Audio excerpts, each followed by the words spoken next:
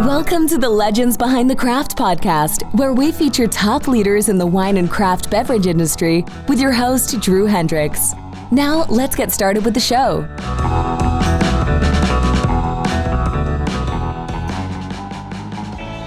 Drew Hendricks here. I'm the host of the Legends Behind the Craft podcast, where I talk with leaders in the wine and craft beverage industry, from design experts like Andrew Means, who helps work with wineries to create labels that evoke their unique story, to today's guest, Paul Mabray, who's considered to be the wine industry's foremost futurist and thought leader. Today's episode, it's sponsored by Barrels Ahead.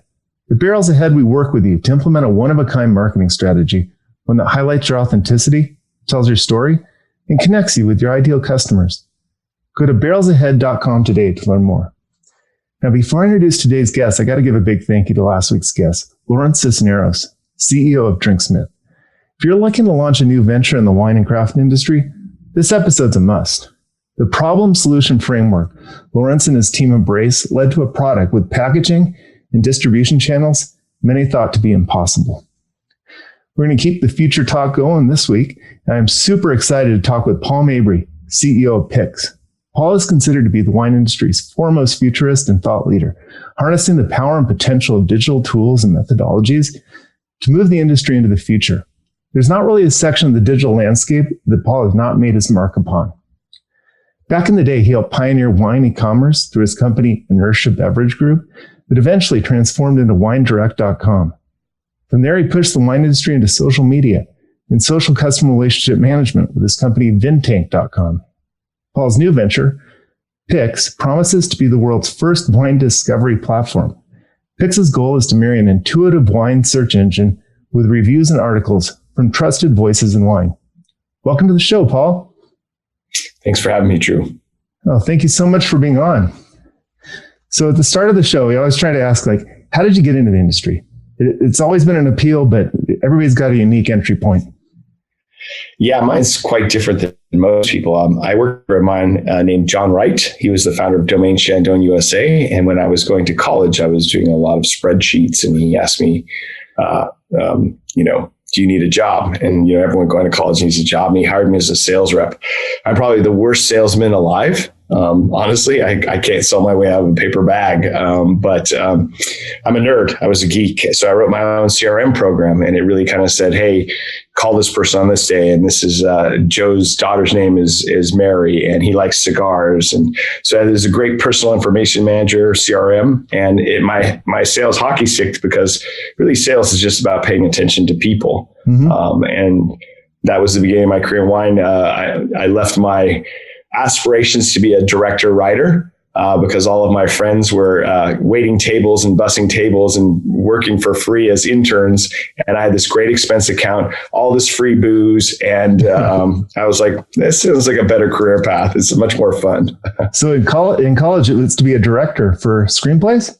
Yeah, I wanted to be a director for movies, and a writer too. So I was and I always say that training that I gained from that was really about managed chaos. Mm-hmm. And I've been a startup CEO most of my life, which is managed chaos. So for sure. Well, that's awesome. Yeah, we come from similar backgrounds. In college, my goal was to be a philosophy professor. Nice. With a degree in Attic Greek, and then got into wine just right after college and figured never really left that. It's funny how it pulls you in. So as a futurist in college, you invented one of the, back in the day, had to be one of the first CRMs. Yeah, I wrote it on Access, so it was pretty rudimentary there. And it was the first time, trying to figure out how to make a sales pipeline and a path. And then I learned how to program in HTML, made websites with our, the company, wrote the first website. It was really cool. I was learning everything early days. And then that was kind of back then you kind of kept that secret. Being the nerd was kind of a private thing. And then the late 90s, I got to let out the inner nerd and joined a .com company, as you said, wineshopper.com, which became wine.com. Yeah. Well, that's awesome. Access brings back memory. I did my first one in Fox Pro. Ah, nice. That's way back when. Yeah, that's awesome. Fox Pro, and we set up the first wine. We did a little wine auction site back in the day, right before eBay. eBay flirted with wine for about a year. And then we had some customers at the time, and there was a little CGI script that allowed the auction to take place within the store. But anyways, I digress. Okay. Nice. That's amazing. Yeah. So that's how I got into wine. And then, wine is a beautiful product. I love the product, but more than loving the product, I love the problem, right? And it's an industry that is not adopted digital, and that's the problem, right? And it's one of the key tools to its future success. That's the $1 million question. Why has the wine industry been so resistant to digital and embracing this? Yeah, well, that ship sailed this year for the first time in my lifetime. But the reality of it was we were slightly apathetic because of our success. I mean, I can tell you hundreds of stories of me with wineries talking about why they should invest in e-commerce and digital, and why they need to move away from the tasting room model. And they would continuously look at me if it's not broke, why should I fix it, Paul? It's working. And so, if you look at the wine industry over the last 2 decades, we've had tremendous success either in growth of volume or growth of suggested retail price or growth of eno-tourism. All of those things are like 3 cylinders have been firing at perfect, and even when one of them slowed down in 2009 about the wholesale growth, because there's so many products and the recession, DTC grew at exponential rates, mostly DTC through tasting room and eno-tourism and visitation. Yeah, it's that in person. So last year the in-person experience that everybody doubled down on was taken away. Yeah, well, we were forced to not only the in-person but also the restaurants, which was a big chunk of small boutique wineries sales volume goes to those locations. So the adaptation that had to occur. And I think that's also something that's come out of it is we didn't need to adapt very quickly. There wasn't anything forcing us. There's no forcing function. And we're kind of one of the few industries that's still very annual, right? We're cyclical with the seasons, right? Where the world has become very fast around the wine industry and forced everyone else to become fast, and wine was still allowed to go slow. That's changed as of COVID. Yeah, absolutely. Your latest venture, and I got to just jump straight to it. Explain Pix to me. Yeah, so Pix is a search engine for wine. It helps a customer discover the wine they're looking for, discover ways to buy the wine, and discover other wines to buy. And what we found is that there's no great tool out there that's really helping a consumer find that bottle of wine when they want, how they want, whether they're sitting in front of a wall of wine and they're saying, I want to put this one in my cart, or they are trying to find that obscure unicorn wine, or a wine at a certain price point, or the next vintage. There are tools out there. Some of them are pretty antiquated. Other tools are trying to be big retailers. I didn't want to be any of those things. I wanted to help the ecosphere out, meaning that the small boutique producer is having a heck of a time finding a consumer in Boston or in Austin. If I can aggregate those consumers and help rotate those wines in front of them, I can help them be discovered. And same with a small boutique retailer. I'm in Napa. Backroom Wines will never be the lowest priced retailer on the internet. That no local retailer will. And all the other platforms are chasing price as their key factor. I don't want price to be the key factor. I want to help the retailer say, I've got this product, and let the consumer make the choice. That's great. Like share the experience, share the wine versus just having like a store list. Yeah, I mean, the store list is there, obviously, but like, how do you present the store list in a way that helps the consumer make good decisions? How do you do it in a way that's differentiated? And everyone makes their own decision path on that. We're working really hard on making a beautiful search engine that helps you find the wine whenever you're looking for it. And the name Pix says that, picking your wine, Pix. Or in a store, at a restaurant, take a picture of the wine to pick your wine, Pix. It's got a fun connotation to it. So. Yeah, share with me a little bit more about how that search engine will work. Yeah, so any single winery, anyone that sells wine can list wine on there for free. They have to integrate with us. That's the difference. We're not a web crawler. We're not a search engine in the traditional sense. Okay, so you're not aggregating all this data. We are aggregating all the data, but we're not crawling the web. Right? You have to give us, because one of the biggest failures of one of the competitive search engines is when you click on the wine to go buy it, it's not there for sale anymore, or it's a different price. That's a terrible consumer experience. We don't want to do that. We want it to be there. We also believe that wineries should own their own message.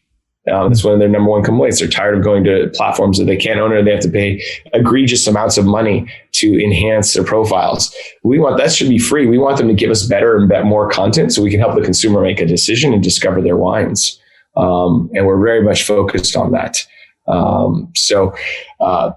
Anyone that wants to integrate with us can. We have right now over 3,500 wineries, retailers, and restaurants that deliver and integrate into the platform. Wow. We have over 300,000 products and about 15 million offers. So what I mean by product versus offer is Opus One is a product. 5 stores may carry that Opus One, so there's 5 offers for that Opus One, right? So it's a big engine already. We have a whole wine team led by a master wine, David Round. We have an amazing content team that's about discovery led by Erica Ducey and Felicity Carter. So they write articles to help you discover wines that you may not have known about before. Maybe volcanic wines, or maybe rosés under $20, or natural wine that you've never heard of. Our job is to help discover those through content and spark your interest. Maybe you're a collector and we want to hit your collector nerve ending and say, these are the best unknown cult wines you've never heard of, right? Those are the cool things that we want to do. And and I saw that's on the drop. That's right. And I love the fact that you have almost like a wall between the drop and Pix, where you're not paying to write content. It's completely isolated. Explain that to us. Yeah. So when we started the content program, we made a conscious decision. We looked at all the ecosphere, and we wanted a very clean editorial break that was trusted by the consumers. If we're writing about this, that you can trust that we're not getting money behind the scenes, that there's no sponsoring. We didn't want to make it confusing by intermingling sponsored content as well. As you can tell, that oftentimes becomes very confusing. So we want a very pure model. I actually don't touch anything in the editorial as the CEO, which is a very strange experience, to be honest with you.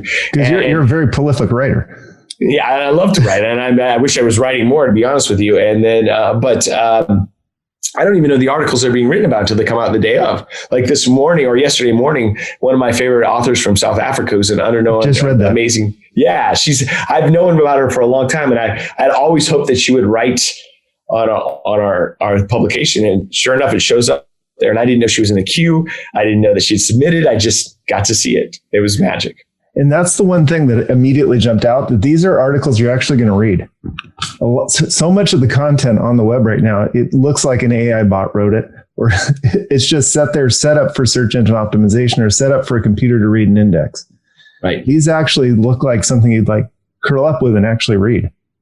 Well, I mean, the mandate is like SEO is an important byproduct, but it's not the directive. The directive is write great content, right? Make it great. And so Erica and Felicity have done an amazing job writing about things that will make wine relevant to your life and help make it interesting and discoverable, right? So, and we believe in a big tent, meaning that our job is everything from Boda Box to Petrus and everything in between. And that's a really cool place to be, because that opens up the world to a bigger community. I think that most sites are like very either enophile or discounting. We're there, whatever kind of way that you want to buy wine, whatever kind of wine you want to buy, however you want to buy wine. We're that utility that lets you do that. And we're not in the middle. We're just helping you. Well, that's great. And it's set up for all levels of wine enthusiasts, from, like, as you said, the Boda Box to the serious collector needing that specific vintage of Petrus. Exactly. Yeah. It's amazing. It's a lot of work. I can only imagine. It's basically looking at 2 businesses in one. You've got your content creation, and then you've got Pix. Now, when people list on Pix, how does that process work? They just give us their catalog feed or the API integration. We're integrated with most of the major wine e-commerce platforms in the world, whether that's Commerce7 or City Hive for retailers. So we've done a pretty good job reaching around the world and connecting with them. And that's one of our advantages. We come from the tech world for wine. So we know how to talk to those people, how to integrate with them, how to help them extract. And we want to make the job easy for wineries, meaning that, we don't want them hand keying in information if they've already put it on their website. We just want them to enhance it and enrich it to make it better for us. But, we don't want to have them, because there's 50 sites that want them to hand enter content. We don't want to add 51. Yeah, exactly. So you aggregate it, clear it through. And what can the people do with this? Because I know you've always been really big on data and analytics, and I'm sure you're collecting it. Of course we are. I mean, fundamentally, the data helps us use. So we are a very interesting business model where we follow a small company called Google. So it's keyword bidding. which is really cool, right? So what we know is that every winery doesn't want to sell every wine. They don't want every wine to be at the front of the line. So as you know, with the keyword, it's like a fast pass. Everyone's in the park, but you get to move to certain rides a little faster. So they're picking the products that they want to boast, essentially, and this thing, I have too much Sauvignon Blanc, or I don't have enough penetration in the East Coast. I want to boost it in New York, or I want to boost it offline versus online, or there's different ways. All these levers let them push the product where they want, how they want, so they can stay. It's at the front of the line when there's so many products to search for it. And using Sauvignon Blanc, I mean, with 300,000 products and 15 million offers, how do you show at the front of the line? You need a fast pass sometimes. But the good news is 75% of the site is free and organic, right? There's only 25% that will be sponsored ads. And those are clearly marked like a sponsored product on Google. And the other ones is do a better job with us, be a better partner, give us better content, integrate with us better so that we can actually show inventory to the consumers and say, oh my God, Drew, these are the last 2 bottles left. You better click right now or you're not going to get the wines you want, right? And that's how we're going to keep raising the bar for the industry. Oh, that's fantastic. Now, there's one part I don't quite understand. So you've got a winery, and that winery can interface directly with you, but they're also on 5 or 6 other platforms because they're selling their wine on wine. Or a retailer, how do they distinguish between which platform they're uploading to Pix, direct or through?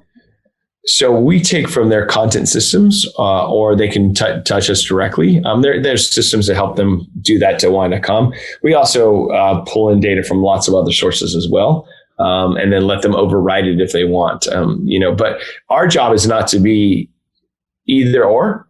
Our job is to be a producer and wine.com. Our job is to be, backroom wines and the wine and wine.com, right? We have our job is to display it in a really easy to see methodology so that you can make a good decision. And actually what the reviewers aren't seeing right now is we're working really hard on this great UI UX that shows the producer first, the best deal second, the nearest third, and the fastest fourth. So that's a great, then I have a decision. Well, how do you want to buy that wine right now? I need it fast. I forgot Drew's birthday. Let's get to him right now. Or you know what? I care about provenance of that boutique producer. I want to buy it directly from the winery. Or you know what? I like to support the local retailer. Sure. I'm going to get my car and drive 1.5 miles and pick it up from him. Right. Or maybe I'm deal conscious. Maybe I didn't get my bonus this month and I need to buy it on a deal and I need that wine extra because I didn't get my bonus. So. That's very good. And you're forgive me, you're going to have to describe this to me because we're recording this in July. And right now, as far as I see, the store's not live on, or the site's not live yet. No, here we go. I'm showing you that. Yeah, here we go. Look at this. I give you an easy preview. Look at this. So this is why we discover ourselves a discovery platform. And to the viewers on the top, I search for Duckhorn, Napa Valley Merlot, and it shows up at the top. And then right below it, I show for free the 4 different ways to buy it from the producer, the best deal, the nearest and the fastest. And then also on the right-hand side, I introduce you to other wines to buy. So in this one single search results, I've given a lot of people swings at the plate to be able, and by you as a consumer, you're like, wow, the choices are really unlimited for me to make a really excellent decision. That picture was 1,000 words there. Now I can see, because what you did was you've cut through the main search things that people usually do. They want to see the sort by price, high to low, sort by nearest to farthest. And you've got the right there, producer, best deal, nearest, fastest. What the consumers told us is this. We're busy human beings and we don't want to doom scroll. I don't want to search through Google to find the result I want. I don't want to search through the opposite search engine and just go after and try to find it. And I don't want to go, price is not the only reason I buy. What was the other thing they said? Yes, we do care about price as a concern, but quality of delivery, quality of retailer, type of retailer, where it's located, all of these things are factors. And we've been removing that from the decision tree as we try to look at the other platforms, which chase price as the number one factor. And then that's just a race to the bottom for everybody. And it's not really satisfying the need of so many different cohorts. And at the end of the day, it's not satisfying the need of the consumer. And that's the fundamental piece we want to do. No, this is amazing. So for those that are just listening to the podcast, what I see here is Duckhorn average price, $46. And then it shows, and it all depends on what you're looking for, because you can get it the cheapest, but it's going to take you a week and a half to get for $39, or you can just get it same day for $54. And depending on, your need to impress your date or your need for dinner, that extra $10 may be worth it. That's exactly right. And maybe I forgot your birthday, Drew. And I'm like, oh my God, I know he loves this wine. I got to get some today, right? I would be willing to pay a premium for that, right? Another example is, let me give you a real world example. So I love Lopez de Heredia. It's a fantastic white Rioja wines, aged 10 years. It's hard to get Napa, ironically, because Napa's, an ocean of Napa wines. But, if I Googled it, I could buy it on the internet. But at the same time, I probably wouldn't know that it's right down the street at Backroom Wines, which is the local kind of, cool retailer here in town. It has a lot of imports. What I also wouldn't know is that Compline, which is a restaurant, wine bar, and a retailer, delivers it as well. So depending on the day, I could make a different decision with those two people if they had them in inventory and support local or get it today. That wouldn't normally be available to me. It's a great example of like that kind of wine and that niche age. That's fantastic. Yeah, we're really pleased about the whole thing. I mean, they keep saying, get us to the fastest purchasing, tell us the highest rate. We don't want to doom scroll, make our job easy for us is what the consumer said. So we're really working really hard on that in the search engine. And like I said, it's unprecedented growth the way we're doing it. And I feel very proud about the team. And we've built in 7 months what other companies took 10 and 20 years to build. I'm very, very lucky. Yeah, this thing came out of the blue. It's looking fantastic. How did you go about gathering together your team? Yeah, so the team was an interesting phenomenon. I've been in the wine industry a very long time. As you know, I don't want to actually tell on air how long, but it's been over decades, despite the face. And over that time, I've been fortunate enough to meet and aggregate a lot of talented people I've wanted to work with or worked with them in the past. So this team hit a running start of a lot of people that I've worked with in the past. And then I picked some all-stars that were player coaches and brought them into the organization saying, look, there's a big future that we can do, that we can change the world of wine. We have this industry that's declining because we're balkanizing the discovery. We want discovery to happen. We want to help these people. If they're frustrated in buying the product, we're not going to solve the industry's problem. And because of COVID, this is the best time ever to lean in to help the industry out, because now all of them want to get online, and let's do it in a way that's healthy and positive. And so first I started attracting some of the all-stars like Erica Ducey, Felicity Carter, Joe Fattorini, who's the star of the wine show, Matt Franklin, who is one of my closest friends. All of these things we started to put together to get to where we are today. Yeah, you have an amazing all-star lineup, but that comes with its own challenges. If you've ever seen like the movie where everybody, like every star is in the movie doesn't turn out quite as well. What challenges did you face having so many thought leadership, so many people with, sometimes divergent visions? So the good news about that is, for the most part, everyone was pretty much aligned and sat in their seat. So I think I was fortunate to choose everyone sitting in their seat appropriately. That's not always the case. And so, as you know, the forming a team is about forming, storming, norming, and performing is kind of the old adage. Mm-hmm. We skipped the storming phase, which was really great. And that's usually a lot of drag in a company. That execution gets caught up in people trying to find where their seat is and take the leadership. The second piece of that is, for the most part, we had a pretty good framework on how to build the teams together. I think the hardest part of integrating was the content part of the portion, because that was new to us. And we had to both learn together. And they've done an amazing job. And the biggest learning that we brought from that is generally content tries to build a magazine and they chase to that perfect state. Whereas tech is like a very malleable piece of clay where I keep handing it to and iterating. And so by bringing them closer together to that iteration, we learned how to work both a better state of perfection, but also a better state of agility. Making sure everyone's going towards that kind of unified vision and working towards that common goal. Yeah, we the common goal is there. I mean, the people, it's a passion. You can feel it. It's almost contagious everywhere. We really want to help consumers out. We really want to help wineries out. We really want to help retailers. You can feel that. And we're not predatory like a lot of tech companies are. We're like, we are honestly a good actor, just like that Google do no harm. Mm-hmm. It feels like that intuitively through all the organizations. So I feel very pleased about that. That's fantastic. How are you spreading word? for this Pix to the consumers?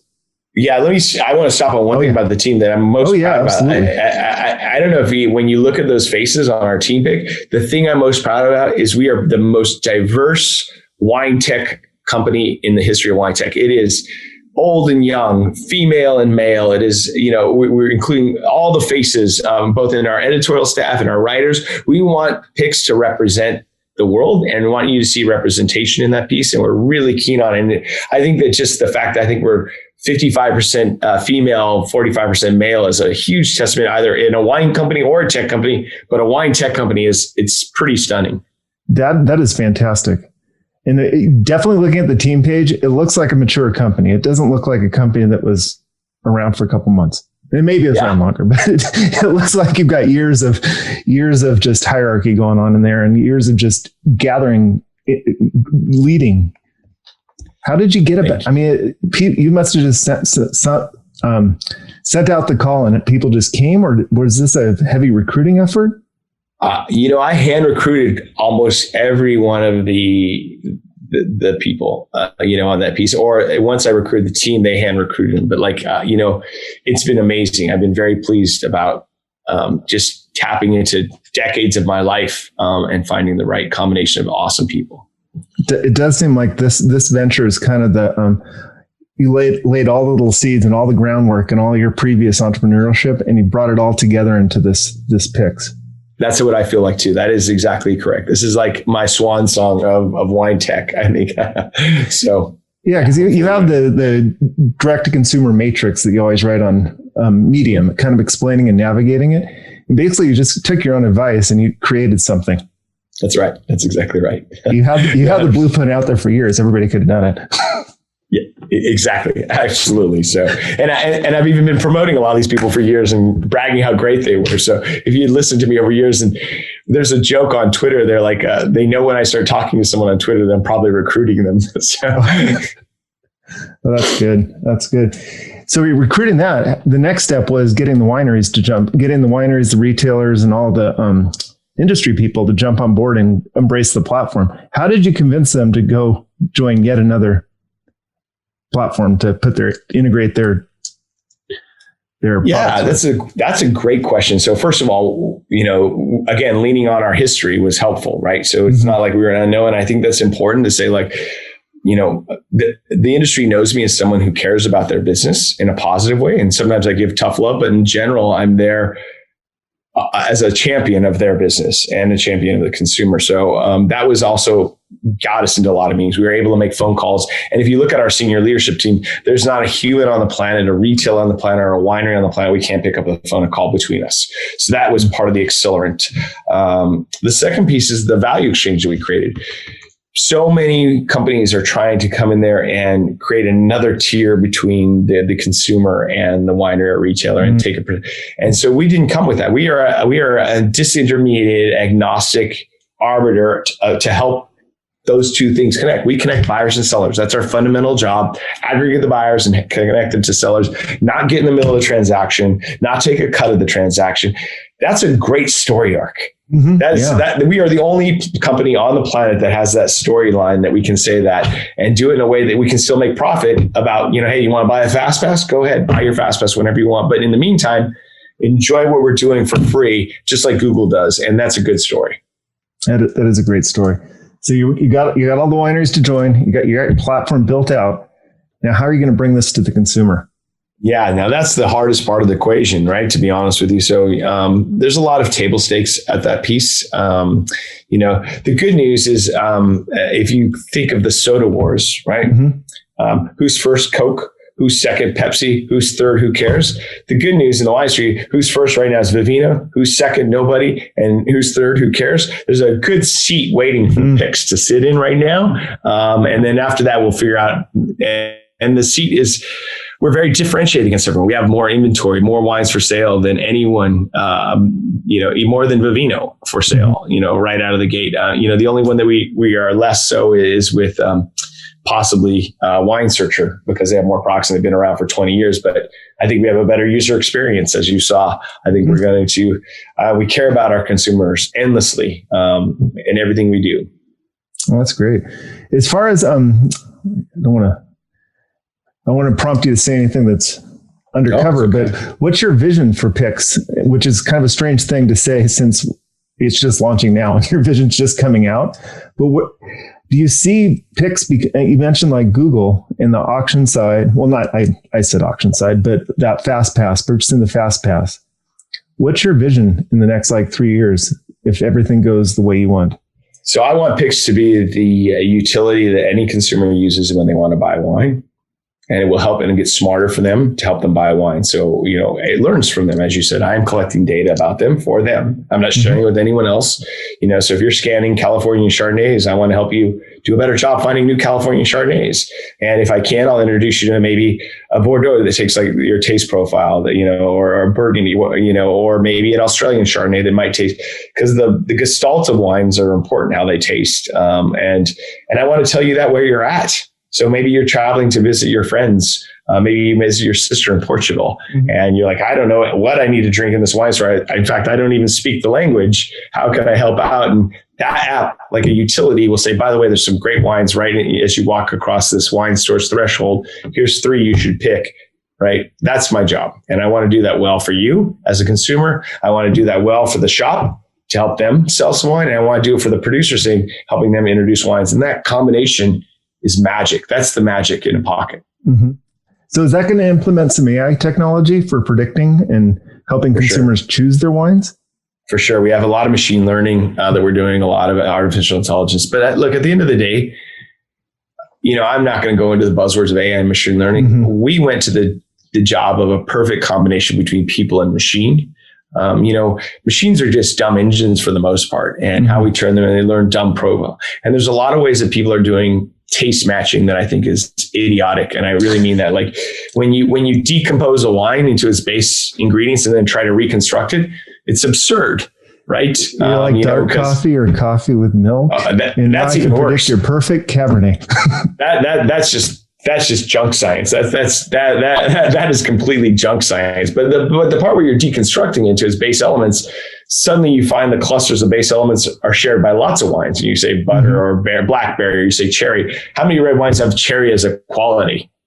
But is a Zinfandel with cherry and a Pinot Noir with cherry the same wine? By no means at all are they the same wine. So using it as an interconnected node is a challenge. So we fundamentally believe that the human needs to teach the machine. Mm-hmm. We have a whole wine team teaching the machine, meaning that, they create nodes based upon how they work with the wines. And we also believe that the rating system is not helpful to consumers to help them. We're going much more like Netflix. So if you hover over a movie in Netflix, it says gritty drama, rom-com. It says, sci-fi adventure. We're doing the same thing. We want to help you when you scan that wine, make a decision very quickly to put it in your cart or put it back on the shelf, right? And we think that a review has been an old vestige of the past to do that. And by the way, it's not just us that think that. If you look at the reason that Netflix got rid of ratings, it's because it didn't help the same way that those 3 word clusters did. Very good point. Yeah. And most consumers don't really know the wine writer or the wine reviewer that has a palate similar to theirs. Like you could get some guy that just, back in the day, the Robert Parker with a big heavy tannic gives it 99 points, but half the wine drinkers out there probably would think it's not that great of a wine. Well, and I use the Rotten Tomato example, right? Mm-hmm. There are many films that critics love that when you watch and you're kind of like, that's a snooze film, right? As a film guy, I can admire why those were chosen. And there are many wonderful adventure movies or silly, movies that the critics pan, and you're like, man, The Avengers was pretty darn good and fun to watch. I needed that break today, With Rotten Tomatoes, if it's got a score of about 37 to 47 and it's an action movie, I'm probably going to like it because the critics didn't like it. Conversely, if the critics gave it like 90 tomato points or whatever, it's probably going to be a little too formulaic or a little too much on the artsy side for me to watch. So I do have my own take on the tomato score. I mean, look, Dickens is an amazing author, but do I want to read Dickens every day? No, right? Mm-hmm. So I think that there's some interesting components there. I also don't want to go the other side, the Yelpification of wine. I don't want to do that concept, which is if you pull out Yelp and Napa, McDonald's has 4 stars and so does Le Toque, which is a Michelin star restaurant. They're not the same restaurant at 4 stars, right? So. Sure. So you do incorporate the reviews and the ratings, but you're playing it down as far as on the recommendations. And those are basically based on more of the consumer I'm imagining analytics with all the consumer buying habits and similar bottles being repurchased indicates interest in the bottle, and then like-minded people purchasing the same set of bottles probably will repurchase these other ones. Yeah, I don't know that we're going to do much collaborative filtering. I think that is not really where it's going to get us some bad results on that piece, especially when you look at the footprint of wine. And that's another problem, right? So what's available and what gets scanned creates higher signal than long tail stuff. And the long tail is the majority of the wine industry. So if you follow the collaborative filtering, you're going to see too much activity at the Naomi / Rombauer. And not that those are bad wines, but those wines will over-index and create false positives, whereas not matching those rare wines. So you have to look at the gestalt of the bottle, and you have to run it through an analogy. And this is how the machine's taught, which is we have people teaching the machine just like you would go into a wine store, right? When you go into a wine store, and let's say you say, I would like Massican, right? And the wine store would say, I'm sorry, I don't have Massican, but here's a wine at the same price that tastes like Massican. If you're on a budget, here's a wine that's cheaper that tastes like Massican. If you're going to blow out the night, here's an expensive. And by the way, here's a way crazy wild card that you wouldn't expect today. That's kind of the matrices that every sommelier wine store does. They have the 3 price striations and the wild card. That's how we teach the machine. That's a great. That's a great analogy. However, if it's an analogy, it helped paint it into my mind. As far as, so you said not too much cross fertilization of analytics. So you're not really thinking of a global data set.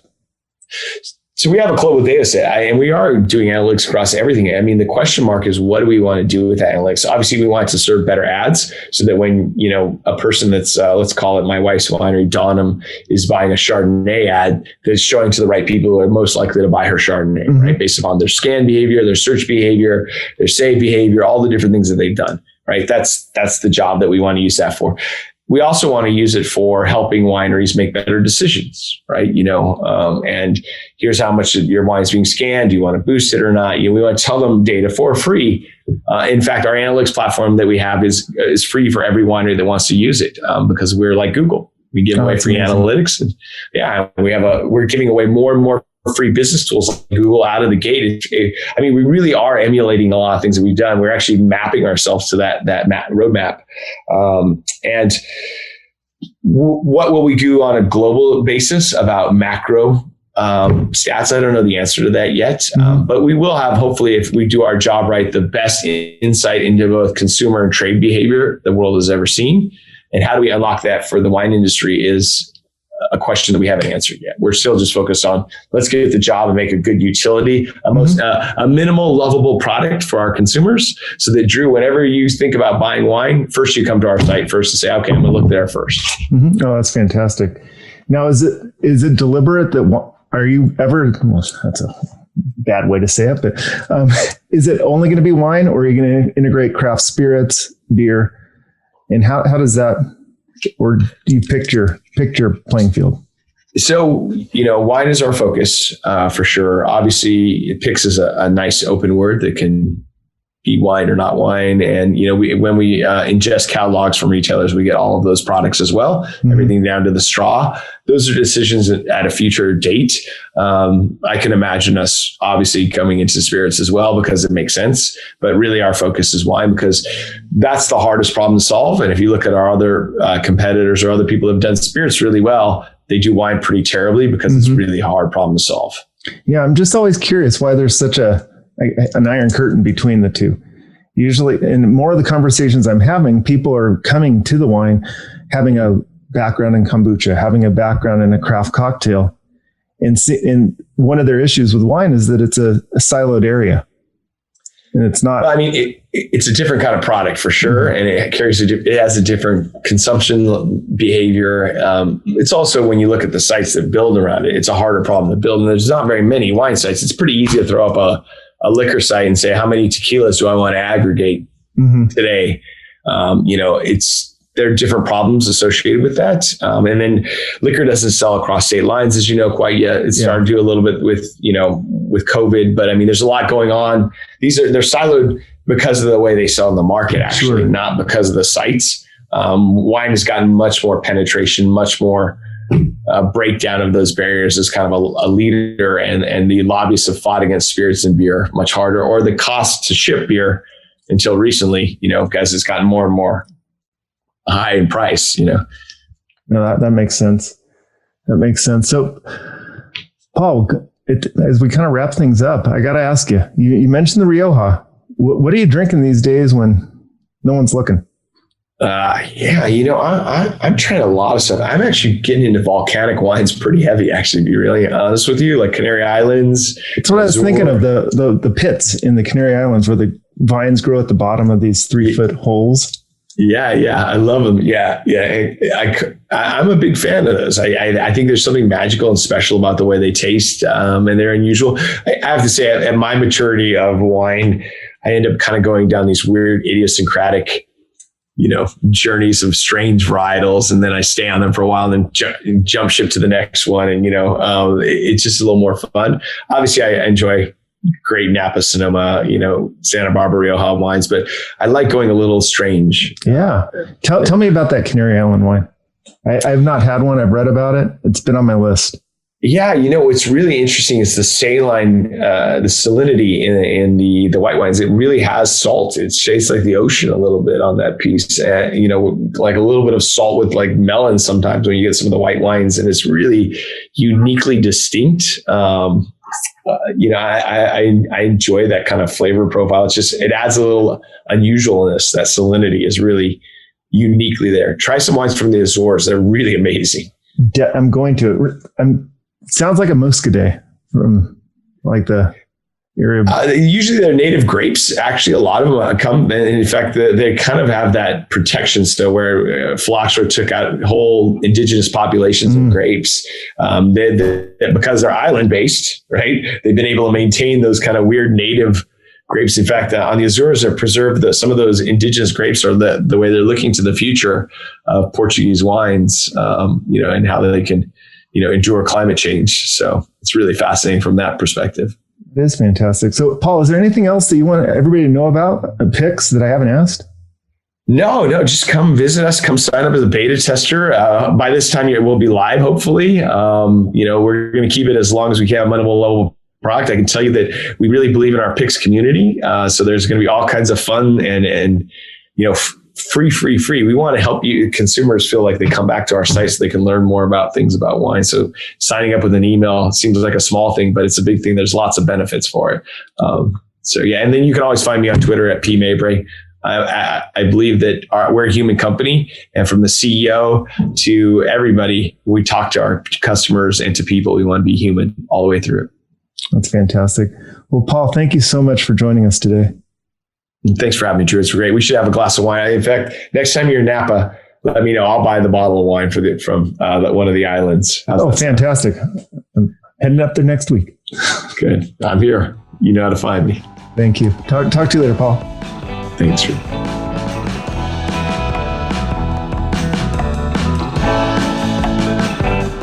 Thanks for listening to the Legends Behind the Craft podcast. We'll see you again next time, and be sure to click subscribe to get future episodes.